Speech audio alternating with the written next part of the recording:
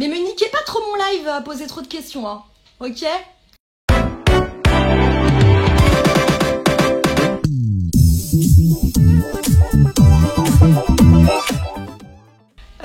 Ce live, c'est mon premier live sexy débrief. C'est le sexy débrief. Donc je trouve un petit générique. En gros, l'idée, c'est de débriefer la Fashion Week avec vous et de vous expliquer un peu comment marche l'analyse de défilés de mode. Donc, aujourd'hui, je suis toute seule. C'est un live qui fait un peu office d'intro. Et à partir de la semaine prochaine, Inch'Allah, comme on dit chez moi, à partir de la semaine prochaine, j'aurai un invité à chaque fois. Et du coup, avec cet invité, on parlera à chaque fois dans un défilé spécifique. Là, aujourd'hui, c'est un peu une vue macro, comme on dit chez les chercheurs, où donc je vais vous expliquer un peu à quoi sert un défilé de mode, d'où ça vient, enjeux, perspectives. Et puis, dans un second temps, je vais me concentrer sur certains défilés dont vous m'avez demandé de parler en story, si j'ai le temps. Donc, dans le désordre, il y aura Vuitton, Kenzo, Marine Serre et, je sais plus, et Moschino. Voilà. Et n'hésitez pas, bonsoir, n'hésitez pas à me poser des petites questions quand bon vous semble. Voilà. C'est tout. Donc on va commencer par la partie Stéphane Bern. Qu'est-ce qu'un défilé de mode? À quoi sert-il? Enjeux et perspectives. Alors désolé, j'ai mon Mac avec moi. Ça va être un petit peu plus pro. Donc, d'où vient le défilé de mode? Pourquoi il est là? Alors, les premiers défilés. En fait, moi, en gros, j'ai saucissonné le truc en 4 temps. Les premiers défilés, ils sont nés au 19e siècle avec l'avènement de la couture via la maison Worth, je sais pas comment on dit. Salut mère, je sais pas comment on dit, W-O-R-T-H. Et donc c'était au 19e et on était plutôt dans ce qu'on appelle la présentation. C'était nul et chiant, mais ça avait l'avantage de pouvoir montrer les modèles sur des mannequins vivants. Alors, donc pas morts, c'est pas qu'on les montrait sur des mannequins morts, mais c'est qu'on les montrait sur des mannequins type Stockman, quoi, mannequins qu'on a en boutique. Les présentations, c'était des déambulations de mannequins dans des petits salons de couture qui permettaient aux clientes potentielles et à un peu de presse déjà à l'époque de voir la collection. Puis il y avait ce qu'on appelait des aboyeuses, je crois. Tu me corriges, Audrey, si je me gourre. Qui disait robe en taffetas de soie numéro 24, coucher de soleil à Mexico, enfin des trucs comme ça. Voilà, donc ça c'était l'étape 1, les présentations. Ensuite, avec l'avènement du prêt-à-porter, donc prêt-à-porter de luxe haut de gamme avec Chloé milieu des années 50, mais surtout à partir du milieu des années 70 jusqu'à la fin des années 70, on est arrivé dans un second temps, le défilé, je dirais un peu plus contemporain, grâce à notamment Kenzo. Si tu m'entends au paradis, tu nous manques. Voilà, c'était nul. Avec notamment Kenzo, et on est passé du défilé chiant au défilé ultra marrant, ultra vivant, un peu débridé, plein de fantaisie, et se sont engouffrés dans ce format de défilé tous les créateurs qui ont émergé à la fin des années 70, début 80, donc des Mugler, des Montana, Dorothée Bis, Jean-Paul Gaultier, Yamamoto, les Japonais, bref, toute cette team-là. Donc c'est un peu l'équivalent du défilé moderne. Dans les années 2000, donc c'est un troisième temps en fait, c'est le défilé plus contemporain. Là, ça a été l'avènement des grands groupes de luxe, donc c'était un peu déjà la baston de grosses couilles.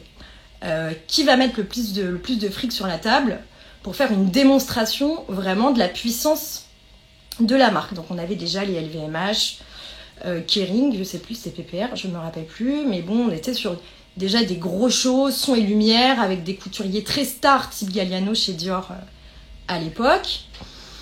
On est toujours un peu dans cette phase avec une version sup, avec l'avènement d'Internet, de la mondialisation et toujours plus d'argent. Donc là, On est dans quelque chose d'encore plus du domaine de la performance. On est dans du spectacle total. Donc c'est plus simplement une présentation ou une déambulation de mannequins qui portent des vêtements.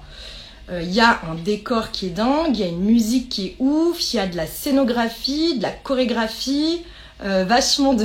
c'est trop mignon. Vachement de technologies de pointe qui sont censées faire la promotion de la marque, de créer de l'émotion, voilà, du rêve et par extension un acte d'achat. Donc grande question super banco, est-ce au détriment du vêtement ? Je pense. Donc ça, c'est que mon point de vue. Et à mon avis, depuis peut-être pas cette saison, mais celle d'avant, voire encore celle d'avant, on est dans une 4e phase. Une phase où on dématérialise le défilé. Où la Fashion Week est certainement, dans sa forme actuelle, arrivée en bout de course. Parce que c'est une pompe à fric, ça défonce la planète. Hein, faut dire faut dire les choses. Voilà, moi j'ai pas peur. Bref, et du coup il y a de plus en plus de défilés un peu alternatifs qui se mettent en place pour des raisons éthiques. Là, depuis le Covid, il y a la saison dernière, tous les défilés étaient en ligne. Là, il y a eu quelques défilés. Vous me perturbez là, Marine, ça suffit. Là, il y a eu quelques défilés en public, mais peu, ou en tout cas avec très peu de public, plutôt des acheteurs. Mais il y a surtout énormément de défilés sous format digital, donc généralement des courts-métrages. Voilà, donc on est à l'aube de ce que j'espère être le 4e temps du défilé de mode, à savoir un défilé éthique et interactif. Voilà, ça c'était pour l'histoire du défilé. Alors à quoi sert un défilé, hein, question de fond. Quels sont ses objectifs ? Il sert à présenter une collection. Il sert à affirmer une vision, ce que j'appelle moi une idée de mode en fait, à mettre en avant un savoir-faire, à, désolé je lis, construire une image de marque, à faire parler de la marque et donc à générer des ventes, et aussi éventuellement parfois à faire passer un message ou autre démarche. Et donc pour que tout ça fonctionne, il faut un thème spécifique qui soit en rapport avec le défilé. Ça a l'air con comme ça, mais en fait, c'est pas si évident parce que très souvent, on se retrouve dans le cas où on comprend pas du tout le rapport entre la scéno et ce qu'on voit, quoi. Parce qu'un défilé, c'est très court. Et comme c'est très court, il faut qu'on comprenne tout de suite ce qui se passe. Ça passe aussi, d'ailleurs, parenthèse, par le choix des mannequins qui sont censés incarner l'idée de mode de la collection et puis qui sont censés participer à la désirabilité du vêtement. C'est pour ça que là, toute cette période body positive, moi j'y crois moyen, mais bon, est censée impulser une nouvelle énergie à la mode et donc attirer une nouvelle clientèle d'hommes et de femmes qui peuvent un peu plus se sentir représentés par la marque. Voilà, mais tout ça étant vaste bullshit, comme chacun sait. Je sais plus où j'en étais. Je sais plus. Et donc, importance du premier look dans le défilé. Parce qu'en fait, le choix du premier look, qui fait partie de ce qu'on appelle de manière plus vaste un editing, le premier look, il est censé donner le ton de toute la collection. On est censé avoir envie de regarder toute la collection grâce au premier look, ce qui est rarement le cas. Voilà. Donc, comment analyser un défilé ? Bon, dans le cadre d'une grande maison ou d'une marque assez installée, faut avoir une vision un peu macro, donc il faut se renseigner déjà sur la marque, je pense, dans son ensemble. Je vous le dis parce qu'on me pose souvent la question. Donc voilà le comment. Se renseigner sur la marque dans son ensemble, son histoire, son fondateur, son message, ses codes signature. Il faut aussi s'intéresser au directeur artistique en place et éventuellement à son ou ses précédents pour avoir une vue un peu plus transverse finalement. Il faut comprendre le thème du défilé, mais ça c'est toujours un peu casse-gueule, hein. S'il n'y a pas de communiqué de presse de 12 pages, généralement c'est difficile à comprendre. Et puis on peut rentrer dans une analyse plus micro. Donc là c'est juste une analyse de forme, de gamme. Donc la gamme en fait c'est les couleurs, de matière et de détails. Sachant qu'on peut très souvent tomber dans le j'aime pas, mais c'est pas grave, parce que finalement, ça parle déjà à la sensibilité esthétique de chacun, qui est propre à chacun. Et puis, on peut aussi avoir une vision un peu plus subtile, un petit peu plus référencée, ce que j'essaye de faire malgré mes énormes blagues diverses et variées. Voilà. Ça, c'était pour première partie qui était un peu longue. Est-ce que vous avez des questions, des trucs? Audrey, body positive, on verra dans quelques défilés si c'est aussi désirable. Ouais, et ben je suis bien d'accord avec toi, parce que je pense que c'est un peu comme le greenwashing. C'est du foutage de gueule. Moi, j'attends le défilé Versace avec que des meufs taille 44 et pas qu'une seule. Et puis on verra quoi. On verra s'ils feront autant de ventes. Qu'est-ce qu'elle dit, Marine? Marthe Lagache, si tu nous entends. Putain, mais c'est mon idole. Bon, bref. Donc là, je vais vous parler des quelques défilés dont vous m'avez demandé de parler dans cette vidéo. Voilà. Donc on va commencer par Louis Vuitton. Petite astuce, si vous voulez un peu plus comprendre de quoi je parle, je vous invite à vous connecter sur vogue.fr. Marquez bien ce jour d'une page blanche. Je vous invite à vous connecter sur vogue.fr. Non pas que je les adore, bien au contraire. Salut ma poule. Mais c'est un des rares sites en gratuit où on peut voir tous les looks de tous les shows. Donc faites donc. Alors Vuitton. Sur Vogue, vous allez dans défilé. Hein. Tout simplement, vous cherchez normalement et ça s'affiche tout de suite printemps-été 2021, mais sinon vous pouvez tu te démerdes en fait. Voilà. Donc Vuitton, et ben chez Vuitton, notre ami Bernard Arnault, merci, a fait un peu d'une pierre deux coups, j'ai envie de te dire, puisqu'il a pu en défilé communiquer sur 2 marques d'LVMH. Vuitton, c'était la nouvelle collection, mais normalement Vuitton, il défile toujours au Louvre. Là, ils ont défilé à la Samaritaine, autre marque de LVMH, fraîchement rénovée, bâtiment absolument art nouveau. Donc on a autant parlé de Vuitton que de la Samaritaine. Pas bête, le petit Bernie.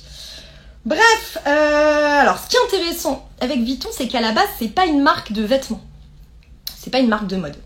C'est un maroquinier de luxe. Enfin, donc des sacs et autres accessoires, quoi. J'ai envie de te dire, salut Charlène. Hop, coucou. Est-ce que j'ai appuyé sur coucou? J'espère, oui. C'est un maroquinier de luxe qui était clairement en manque de souffle à l'aube des années 2000 parce que c'était un peu une marque de vioc en termes de sac, on peut se le dire. Donc, en 98, Sexy Bernie, il a mis le chéquier sur la table et il a dit ça suffit, il faut faire de la mode pour un peu rivaliser avec les grandes marques de luxe et donner envie par la mode d'acheter des sacs. Pas bête, le Bern. Donc en 98, pour lancer le prêt-à-peu, salut ma poulette, le prêt-à-peu de luxe, il a fait appel à l'un des couturiers les plus en vue du moment, c'était Marc Jacobs, que j'adore, mon mec sûr, voilà, qui en quelques saisons a réussi à faire de la mode Vuitton femme, qui donc n'existait pas, une des marques de prêt-à-peu de luxe les plus vendues au monde. Donc Marco, il a pas rigolé, quoi. Et puis petit mercato oblige, en 2013, hi Gillian. Ouais, je parle anglais, ouais. Il y a une meuf de New York qui nous regarde, ok, donc calmez-vous bien. Donc en 2013, Marc Jacobs, il est parti et ils ont fait appel à Nicolas Guéquier, ex-Balenciaga, ex-Jean-Paul Gaultier, je crois qu'il était assistant chez Gaultier, pour reprendre donc le prêt-à-peu femme. Le gros avantage qu'ils avaient chez Vuitton, alors est-ce un avantage, est-ce un inconvénient? Vous avez 4 heures, c'est que chez Vuitton, il n'y avait pas de couturier fondateur, d'accord? Donc en gros, Guéquier, il s'est retrouvé avec l'héritage de qui? De Marc Jacobs. Non mais tose. Enfin, ok, fine, Marc Jacobs c'était super, mais en vérité, il croulait pas sous le poids d'un Pierre Balmain, d'un Cristobal Balenciaga ou d'un Christian Dior, quoi. Donc d'une certaine façon, c'était un peu open bar pour lui. Bien que il ait une certaine pression, j'imagine, économique, parce que quand t'es le DA de Vuitton, t'as intérêt à serrer le cul fort. Voilà. Donc Guéquière. Donc en fait moi je dirais que depuis 2013 finalement j'ai calé en petite dose. Merci de l'avoir remarqué. Donc Guéquière, j'ai envie de dire que depuis 2013 Vuitton c'est la marque de Nicolas Guéquière. C'est un peu comme s'il avait sa marque propre le mec. D'autant qu'il a jamais vraiment lancé son propre label. Même si on dit pas c'est du Nicolas Guéquière, en tout cas c'est un peu le serpent qui se mord la queue. C'était pas du tout ce que je voulais dire. Bref. Mais c'est un mec super intelligent, que moi j'aime bien. Et c'est rare, parce que je déteste tout le monde, comme chacun sait. Il a réussi à faire...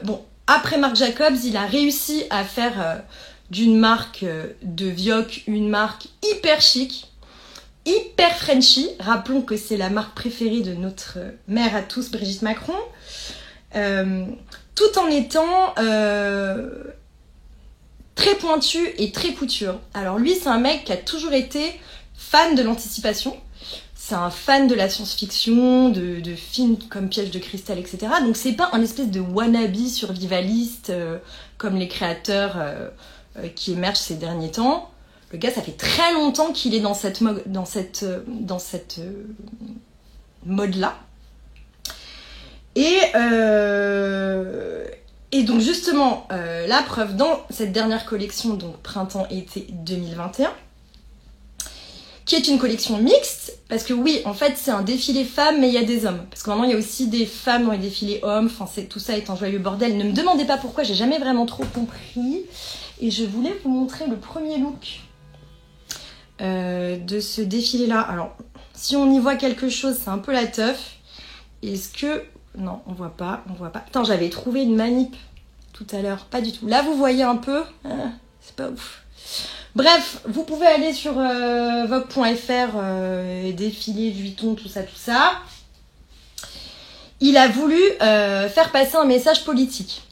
Bon, c'est un peu lol, hein. On n'est pas dans un mec ultra subversif. Mais pour autant, on peut pas lui enlever ça. Son message, il se voit dès le premier look. D'où l'intérêt du premier look, justement. C'est un look qui est complètement unisexe, qui est porté par une nana délibérément très gender fluide, qui a un pull en maille. Alors je sais pas si c'est un pull en maille ou si c'est un sweat en molleton. Bref, qui est sérigraphié. Il y a marqué vote dessus, dans des couleurs très girly, mais dans une typo très très grosse couille. Voilà, qui est plutôt de l'ordre, enfin, dans le genre truc de course automobile, là. Et toute la collection est comme ça. En fait, les carrures, elles sont élargies, les tailles, elles sont plus basses, ce qui permet, en fait, aux hommes comme aux femmes de porter les mêmes pièces. Donc, il y a énormément de pièces prises séparément les unes des autres de cette collection qui sont délibérément complètement unisexes, même si parfois, dans le look final du show, ça va être un peu plus féminin ou un peu plus masculin, ou ça peut être un peu twisté avec des détails, des access plus girly pour les uns ou plus masculins pour les autres, mais tout ça est un mélange hyper équilibré.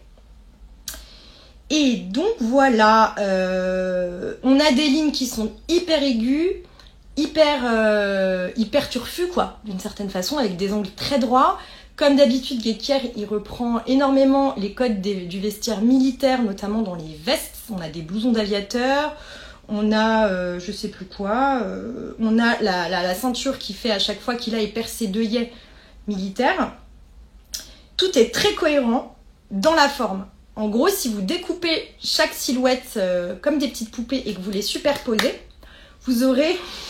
ouais, grosse couille, pardon. J'improvise, Joris, je sais pas...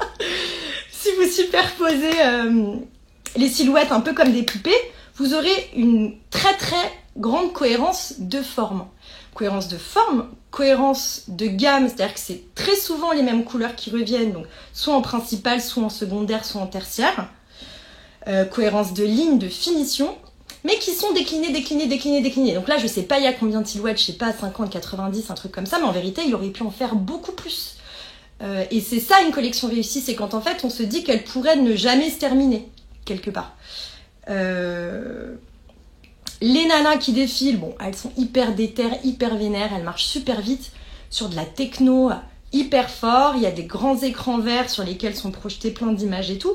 Tout ça, participe d'une scéno, d'une chorégraphie qui est délibérée. C'est pas un hasard, c'est pour en rajouter dans le côté urbain vénère, femme du futur, qui est à la fois...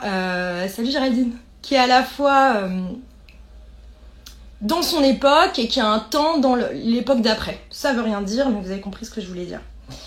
Et donc pour conclure sur Vuitton, je trouve que cette collection est très réussie parce que Guéquière, il a trouvé la juste balance entre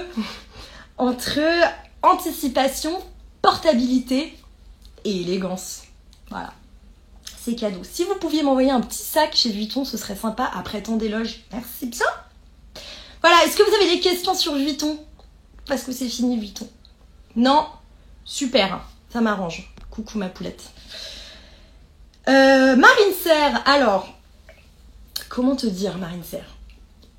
Marine Serre, je vais être très honnête avec vous, c'est pas du tout ma came en termes de mode. Ça, on n'est pas dans quelque chose d'objectif, on est dans du subjectif, d'accord? J'ai 2-3 arguments un petit peu calés, mais je peux comprendre que ça plaise, Moi, ça ne me plaît pas. Là, ce qu'elle a fait, c'est qu'elle a fait un court-métrage qui s'appelle Amor Fati, où en fait on est dans un labo clinique, paysage apocalyptique, un paysage désolé, un monde aquatique souterrain, avec des personnages mystérieux du turfu qui se croisent dans des chorégraphies lascives, des rituels étranges, tout ça. Donc on est un peu dans un espèce de trip dystopique, comme très souvent dans chez Marine Serre, qui confirme une espèce de veine urbaine survivaliste. Marine Vomi, bah écoute, tu devrais être... C'est ta sœur de prénom, meuf. Bref, on est dans une veine urbaine survivaliste. Voilà, j'ai trouvé ce petit barbarisme tout à l'heure, qui est très à la mode en fait en ce moment. Et évidemment, tout est upcyclé, recyclé, tout ça. Alors moi, je sais pas trop quoi vous dire, Déjà, c'est une marque qui est très récente, donc j'ai pas de vision macro sur ce qu'elle fait. Déjà, Joris, tu pourras regarder. Il y a quand même beaucoup du défilé Jean-Paul Gaultier hiver 95, ça m'a dérangé, notamment dans les combis. On est un peu dans de la sexy copie, quoi. Et non, j'exagère pas. Je dis pas que c'est de la copie. Je dis pas que la meuf, ça fait « Tiens, je vais faire la même chose ». Mais c'est une collection qui est tellement connue que je ne peux pas croire que ça lui ait pas traversé l'esprit 3 minutes, quoi. Ensuite, tu peux clairement te faire le même total look en allant chez Quechua, rayon plongeon. Tu payes 15 balles et t'as l'air d'un sexy espadon. Donc, pourquoi s'habiller chez Marine Serre? Je ne sais pas. Et puis moi, cette nouvelle vague de créateurs hyper anxiogènes, d'une manière générale, ça m'emmerde. Je vais être beaucoup plus séduite par un Rick Owens qui pond des Dark Vador à n'en plus finir depuis une 20aine d'années, mais qui, à chaque fois, arrive à rendre... ouais, Charlène, c'est vrai, à rendre poétique toutes ces créations, donc à me faire aimer même un truc que sur le papier j'aimerais pas. Typiquement, c'est comme si, je sais pas, t'aimes pas le chou-fleur, tu vas à Top Chef, tu manges un chou-fleur et tu trouves ça hyper bon parce que c'est hyper bien exécuté. Donc très concrètement, y a rien à dire. Alors que les Marine Serre, les Demna Gvasalia, les compagnies, je trouve qu'ils surfent sur une vague sociale qui est hyper intelligente en termes de marketing, mais qui me laisse un peu perplexe sur le long terme. Voilà. Et puis je me vois pas aller avec des palmes et un tuba chez Franprix, j'ai envie de te dire. Quoique le sujet de la portabilité du vêtement de mode se discute, on est bien d'accord. Voilà. Et donc maintenant je vais vous parler de Kenzo, parce que mis à part des emojis qui se marrent, je vois pas grand chose. C'est surcoté. Ouais, c'est hyper surcoté. C'est hyper surcoté. Et surtout que dans 20 ans, je sais pas du tout ce qu'elle aura à proposer, cette meuf-là. Donc, voilà. Ça me paraît un petit peu un petit peu trop à la mode pour être honnête entre nous. Donc it's a no. Alors que Kenzo, it's a oui. It's a grand oui. Bon, détail glauque, vous savez que Kenzo Takada est décédé très peu de temps après le défilé de la maison Kenzo printemps-été 2021. Et moi, je me suis toujours demandé s'il continuait à regarder les défilés Kenzo ou pas. Parce que moi, si j'étais lui, j'aurais le seum vu comment il s'est fait virer comme une merde de sa marque en 93. Voilà. Mais j'espère qu'il l'a regardé. Parce qu'ils ont changé... Alors, Marine Serre vend quoi à part des justes au corps à logo? Très bonne question de Joris. Je ne sais pas. Bah, écoute, elle vend à 4 modas en premier rang de la Fashion Week. Et d'ailleurs, généralement, je pense que c'est des cadeaux. Après, les access, ouais. Mais bon, Toz, quoi. C'est un grand Toz. Salut, Maël. Yes. Putain, ça fait longtemps que j'ai pas de nouvelles, le petit Maël, là. Donc, Kenzo. J'espère qu'avant de mourir, Kenzo Takada a regardé le défilé printemps-été 2021, qui était le deuxième défilé de Felipe Oliveira Batista, parce qu'il était super. En fait, Kenzo, quand il est parti, quand on l'a gentiment fait partir de sa propre maison, la marque, elle a un peu tombé en désuétude. Alors, je sais plus quel était le DA avant Umberto Leone et Carole Lim, vous pourriez me le dire. Et comme je suis pas une tricheuse, je vais pas regarder sur Google en vous parlant. Mais en 80... Quand est-ce qu'ils sont venus, eux? Ils sont venus en 2011, ouais, c'est ça. Umberto Leone et Carole Lim, qui était un duo de designers américains qui avaient monté cette marque, dont j'ai un sweat opening ceremony. Qui était une marque de gros hipsters new-yorkais, Brooklyn, à fond. Bon, ils ont donné un espèce de coup de jeune à la marque qui était assez incroyable. Je sais pas si vous vous souvenez de tous les sweats. Salut Malika. Salut Beyrouth, putain. Je sais pas si vous vous souvenez de tous les sweats à tigre. Il y a eu plein d'imitations partout. Bon, c'est eux qui les ont sortis. Après, là, je trouve que plus ça allait, plus on tombait dans le streetwear un peu anecdotique. Donc, on était un peu arrivé à la fin d'un cycle. Résultat des courses, ils sont partis, le mercato, et on a fait venir Felipe Oliveira Batista, qui était resté 8 ans chez Lacoste, et c'était super ce qu'il avait fait chez Lacoste. On l'a fait venir chez Kenzo. Lui, il est beaucoup moins dans le streetwear à proprement parler. C'est vraiment un mec qui a...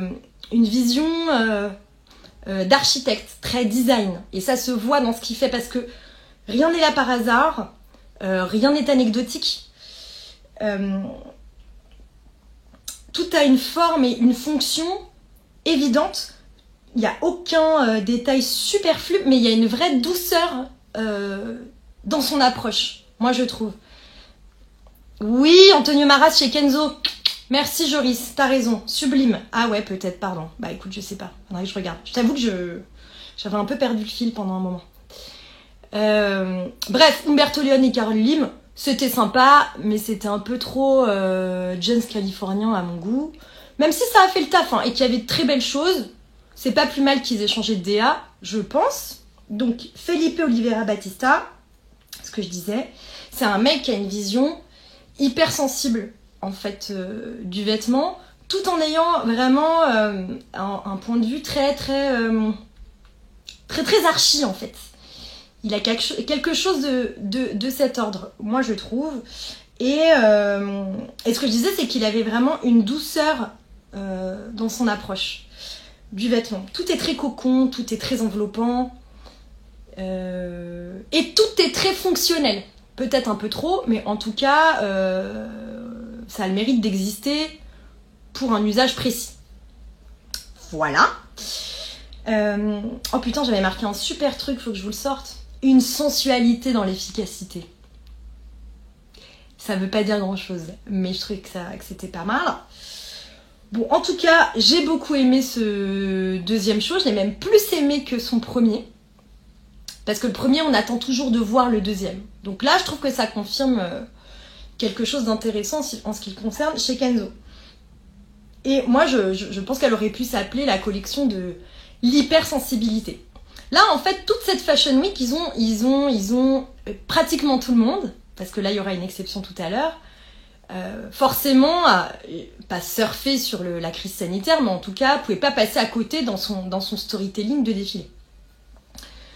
Donc, ce qu'il a décidé de faire, Felipe Oliveira Batista, non très long, j'en ai un peu marre de le répéter toutes les 3 secondes, c'est qu'il a choisi de défiler à l'Institut National des Jeunes Sourds parce qu'il y a des ruches et qu'il voulait travailler le personnage de l'apiculteur qui est un peu... Ouais, Antoine. Salut mon Antoine. Il voulait travailler le personnage de l'apiculteur qui est un peu une espèce de néo-cosmonaute. Pourquoi l'apiculteur? Pourquoi les abeilles et tout cet univers-là? C'est parce que il voulait parler de l'urgence de prendre soin de notre planète et de notre Terre. Donc plutôt que d'être dans une espèce de dystopie catastrophique, les survivalistos, turfus chelous, et plutôt anxiogène d'une Marine Serre ou d'un Demna chez Balenciaga, à la base finalement Batista il part du même constat, mais il essaye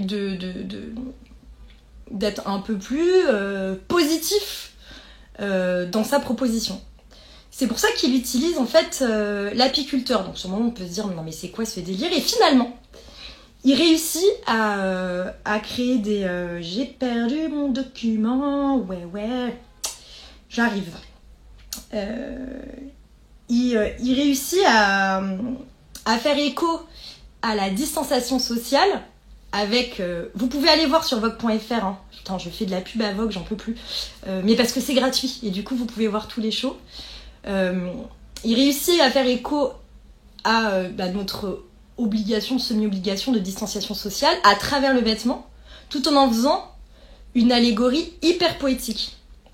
Il utilise notamment un imprimé iconique de Kenzo qui était un imprimé coquelicot. Et puis, il y a quelque chose de très fragile en fait dans ces capelines avec des longs voiles qui tombent jusqu'au sol. Il y a une gamme de couleurs très primaires qui nous ramène un peu à la terre. Et puis par exemple, le premier look, je vais arrêter de vous montrer les looks parce qu'on voit rien, mais si vous regardez le premier look, ce dont je vous parlais tout à l'heure, l'importance du premier look, il dit tout de la collection, de tous les looks qui vont arriver finalement.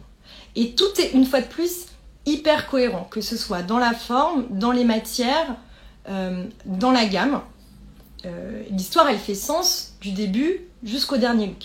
Et une fois de plus, on pourrait en imaginer d'autres, tellement l'editing est bien fait et part pas dans tous les sens. C'est-à-dire qu'il essaye pas de faire une démonstration de savoir-faire et de tout ce qu'il peut faire, contrairement à d'autres marques qui nous perdent très vite à vouloir trop en montrer, du type Chanel, que pourtant j'aime bien. Mais bon, voilà.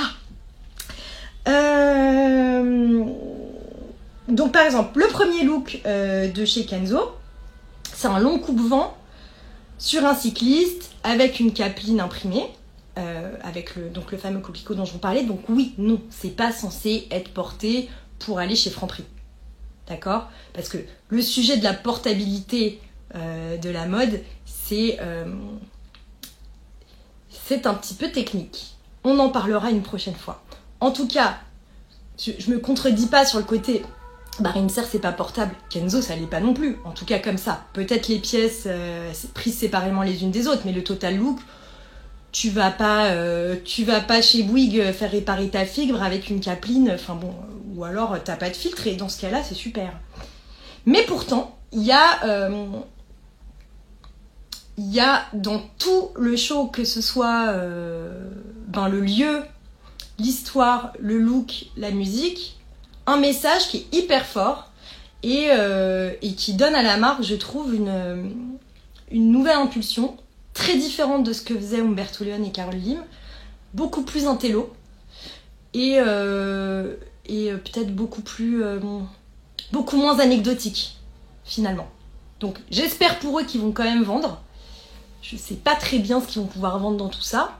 Peut-être les tongs. Vous savez, c'est comme les tongs japonaises Geisho, je sais plus comment ça s'appelle. L'optimisme et la joie, c'est dans l'ADN de Kenzo. Tu as raison, Joris. Tout à fait. Et je trouve que c'est d'autant plus vrai dans cette collection-là que c'est moins évident, c'est moins premier degré que ce que faisaient Umberto Leone et Carole Lim, que j'aimais bien, mais qui, je trouve, au bout d'un moment, tournait un petit peu en rond. Voilà, de mon humble avis, de mon petit appart pour 200 toins, comme chacun sait. Et donc ces silhouettes, pour finir sur Kenzo, bah, comme souvent chez Battista, ça avait quelque chose de très enveloppant, de très cocon, de très rassurant, et j'ai envie de dire c'est un peu le cocon anti-Covid qu'on aurait tous aimé avoir, en tout cas moi-même.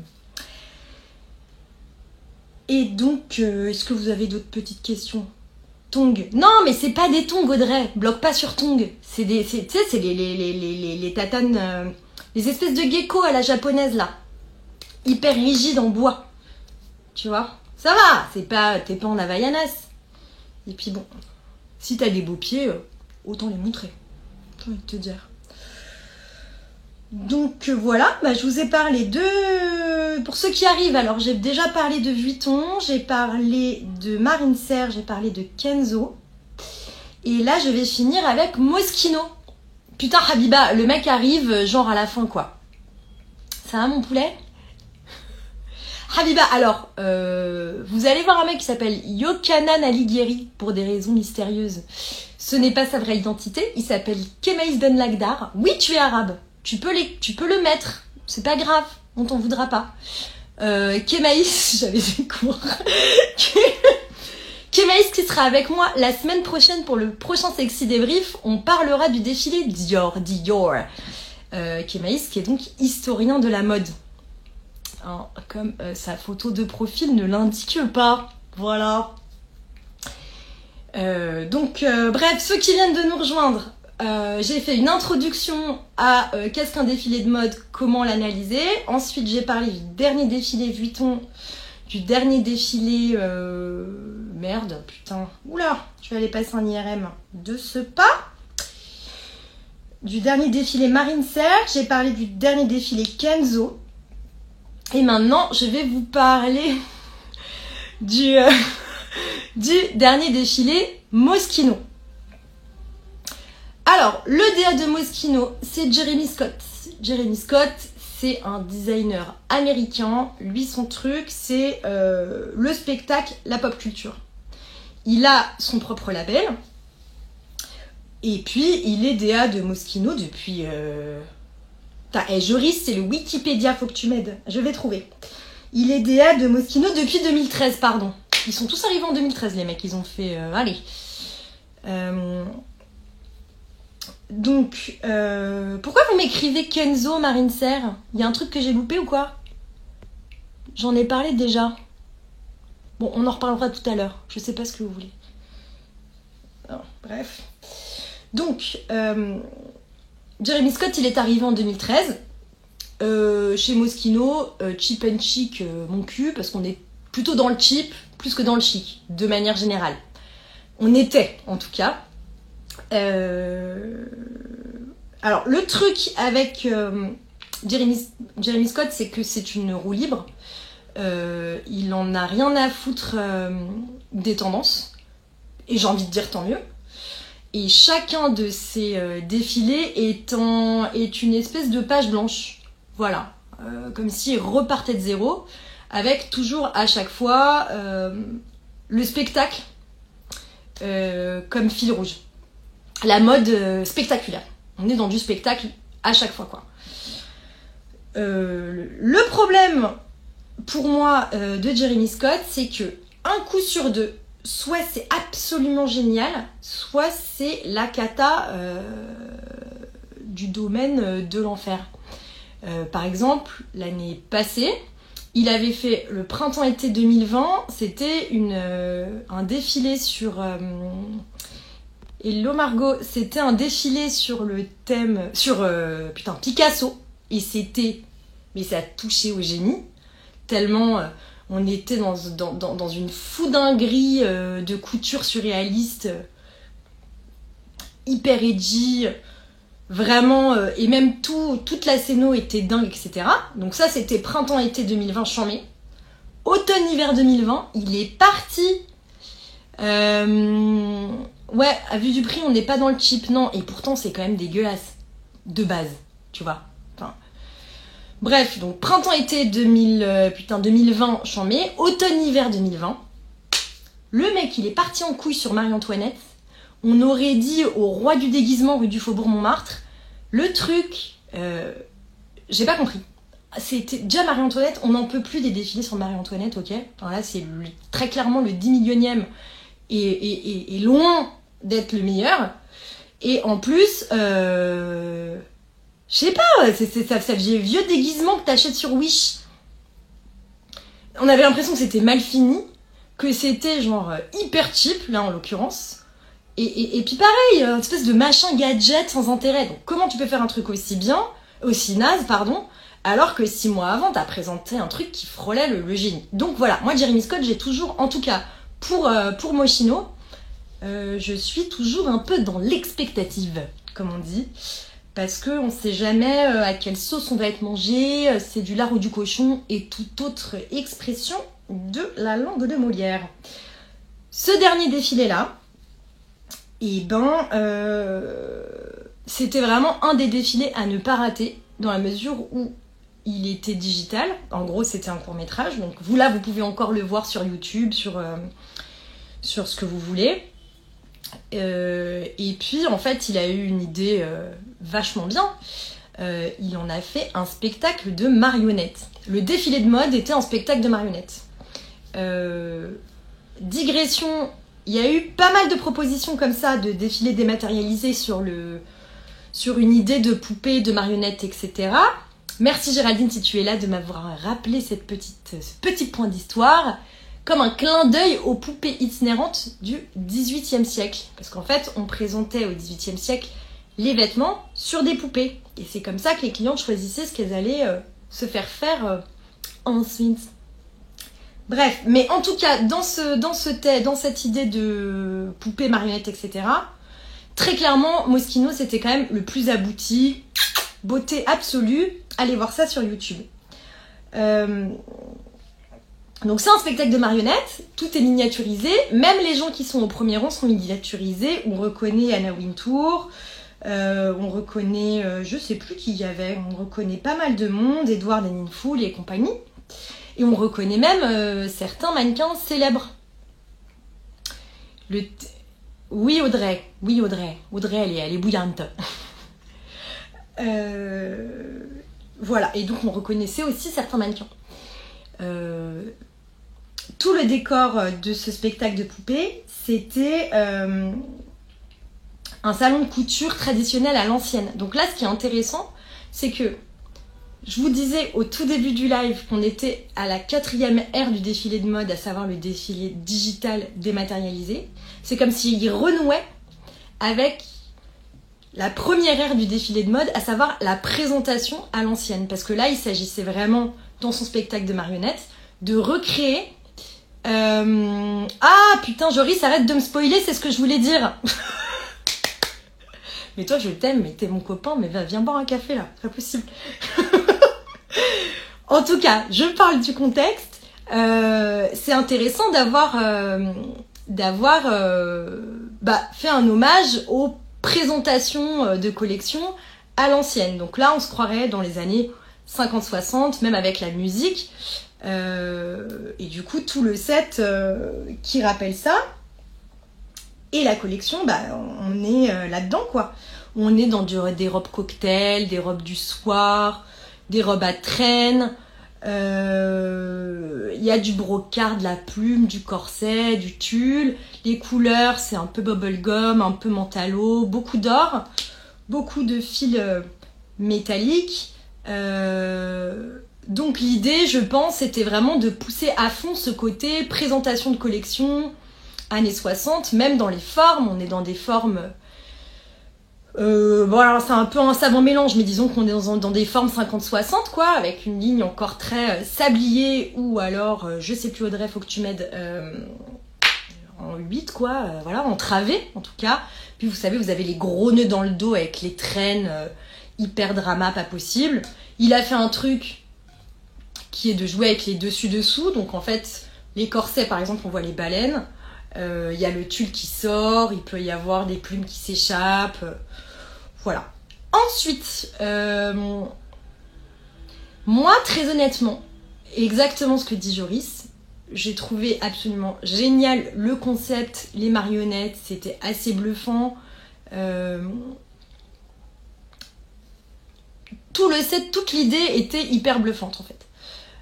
Après, les vêtements, fine. Il est dans quelque chose qu'il n'avait jamais fait, très rétro, très désuet,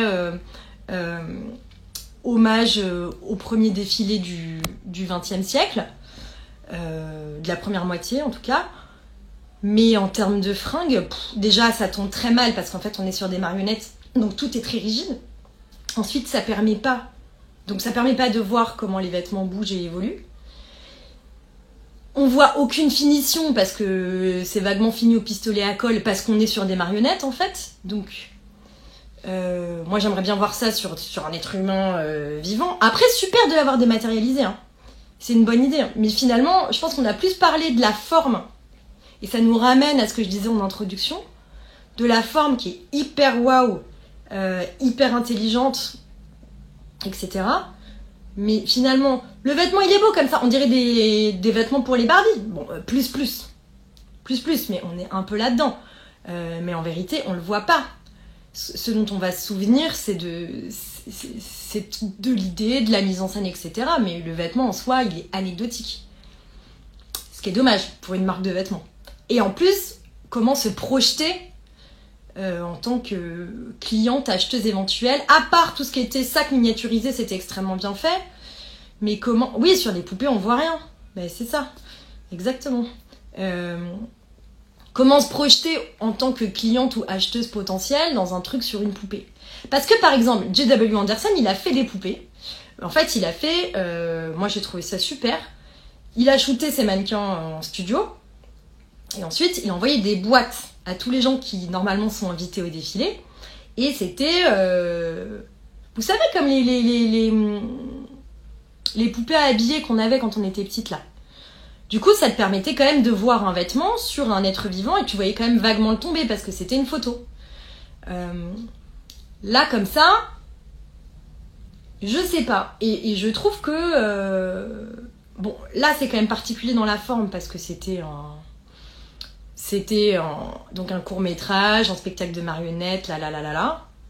Mais il y a un écueil dans lequel on tombe de plus en plus aujourd'hui, c'est de tout miser dans la forme, en tout cas dans ce qui entoure, dans le spectacle vivant qu'est le défilé, et d'en oublier un petit peu le vêtement. Et on en arrive à beaucoup plus parler de la musique, du décor, ou du réal, ou je sais pas quoi, que des fringues. Qu'est-ce qu'il dit, Joris? De toute façon, personne s'habille chez Moschino. La maison vit des sacs, des t-shirts, logos et des sous-vêtements, comme beaucoup de marques. Oui, c'est de l'image. Et en fait, ce qui se vend, c'est tous les trucs très cheap, en l'occurrence. Là, on en vient aussi au point de, dans ce cas, à quoi ça sert? C'est énormément de fric. C'est énormément de dommages écologiques. Pourquoi? Pour vendre 3 sacs de t-shirts floqués avec un vieux cadenas et une vieille chaîne claquée au sol. Je sais pas. Et paradoxalement, est-ce que si on arrêtait tout ça, on parlerait encore de la marque et est-ce qu'elle pourrait encore vendre? Vous avez 4 heures, les copains. Voilà, donc je vous ai parlé de tout ça. Je vois qu'il y a de plus en plus de gens qui arrivent. Salut, je vous connais pas, mais salut, bienvenue. Et voilà, donc en résumé, Vuitton super, Kenzo super, Marine Serre l'enfer, Moschino, je suis un peu mi-figue, mi-pois chiche quoi. J'arrive pas à me situer. Genre, bête d'idée, meilleure idée ever. Par contre, en termes de vêtements... Ah, et au-delà de ça, on est quand même dans du sous Victor et Rolf. Quand même. Parce que si tu veux envoyer... Salut, Coco. Salut, Kaz. Le défilé devient un outil marketing, le but est le nombre de vues sur les réseaux sociaux. Et donc, Joris, qui est super et que je vais inviter dans un live, prépare-toi mon coco. On en arrive au point P. À quoi sert le défilé de mode? Voilà. Je pense que il a pas tort. Le défilé de mode en tant que tel ne sert qu'à alimenter les réseaux sociaux. Et c'est pour ça que, tant qu'à faire, autant qu'il soit dématérialisé, ce qui évite quand même d'exploser taxes carbone et autres dettes. Voilà. Qu'est-ce que vous en pensez? Est-ce que vous avez des questions? Allez-y. Alors, les copains qui viennent de nous rejoindre, je répète un peu le format de ce live-là. C'est une intro. Donc ça s'appelle Sexy Débrief. On débriefe les défilés qui viennent de passer. Aujourd'hui, je suis toute seule pour vous expliquer un peu le concept et je vous ai un peu expliqué d'où venaient les défilés de mode, à quoi ils servaient et comment on les analysait. Là, j'en ai analysé 4 de la saison qui vient de s'écouler. Et à partir de la semaine prochaine, j'aurai un invité par semaine. Voilà, pour pouvoir débriefer un défilé spécifique et répondre à toutes vos questions. Est-ce que vous avez des questions, des trucs à dire? Qu'est-ce que vous en pensez de ce que je dis depuis tout à l'heure? Est-ce que c'est cool? Est-ce que ça dort? C'est réveillé? Qu'est-ce qui se passe? Je remonte un peu. Hop. En tout cas, je suis d'accord avec Audrey Joris. En ce qui concerne Moschino, très clairement, on est complètement dans le cas d'un défilé qui sert à rien. Parce que même si vous avez vu les anciennes collections... Salut Léa! Comment ça va? Ouais! Putain, Pierre qui arrive après la bataille, quoi. Si vous avez vu les anciennes personne se fringue en Moschino, en vérité. Donc, c'est un budget un peu foutu en l'air, in the name of les réseaux sociaux, le buzz et vendre 3 t-shirts claqués... dont il y aura des milliards de contrefaçons aux puces de Clignancourt. Merci les gars, vous êtes trop mignons. Pierre, t'es là mon chaton? Maison coucou, I'm talking to you. Pierre qui sera aussi un des invités de Sexy Débrief dans les semaines à venir. Si vous le connaissez pas, il faut absolument le connaître. Donc là, je vois qu'il y a Pierre de Maison Coucou qui est connecté, il y a Kémaïs qui est connecté et il y a Audrey Millet qui est connecté et qui vont faire les lives avec moi à partir de la semaine prochaine. N'est-ce pas Pierre qui répond plus à mes messages? C'est très mal. C'est mort, je viens de t'afficher là. Bon bah si vous aimez le live, je suis contente. Est-ce que vous voulez que je vous reparle de tout ça depuis le début? Parce que ça vient au fur et à mesure. De toute façon, ce live-là, je le mettrai en... Comment ça s'appelle? En IGTV. Voilà. Donc, vous pourrez le revoir. Je pensais que j'en avais trop dit et que c'était trop long. Mais finalement, pas vraiment. Ah, il y a des petites questions qui arrivent. T'es bonne. Merci, Audrey. Génial. Non, mais n'importe quoi. Bon... je sais pas trop quoi vous dire là, faut m'aider un peu. Dites-moi si vous avez des choses à aborder. Je peux aussi vous parler de... Je l'ai pas trop préparé, mais Paco Rabanne par exemple. Catastrophe.